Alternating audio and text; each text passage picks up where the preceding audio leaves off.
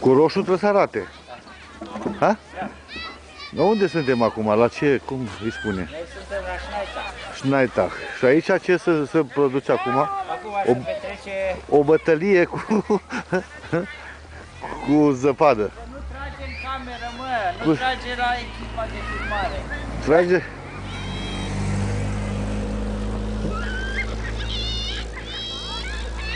Dacă te dai nimeresc eu unul. Getroffen, getroffen! Schnell fahren, wir müssen die Bahn aufbauen.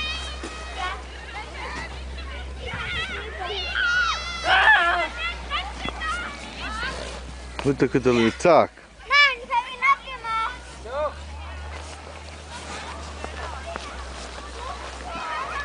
Noch einmal! Ja!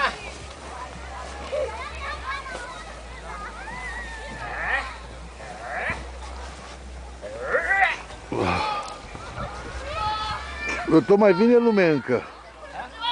Mai vine lume încă pe... Sunt mai mulți.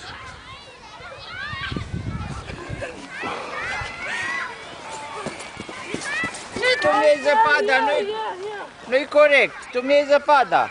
Eu furat zăpada lui Sandu. Țac. Un pac. Ar fi bele. Sătiși. Așa. Asta au fost trecurate.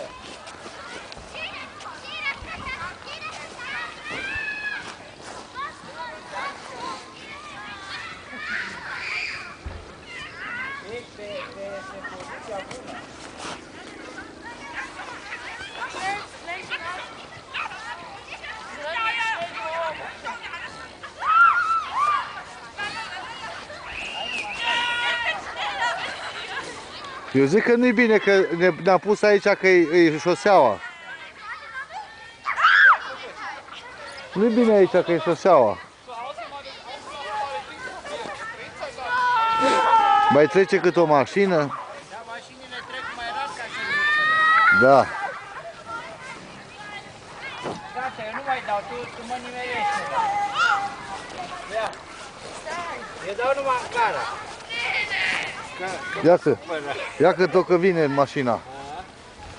Vine mașina de la Lauc, de la Bistrița Năsăud. Bihor, așa, Bihor. Bihorul de... Uite, fac aici. Ce e asta? Asta e... Mau.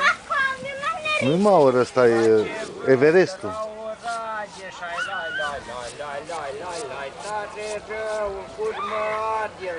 Să băgăm o țări zăpadă. Să stâmpărăm căldurile. Iau. Hier, du bist klein genug, versteck dich. Iau.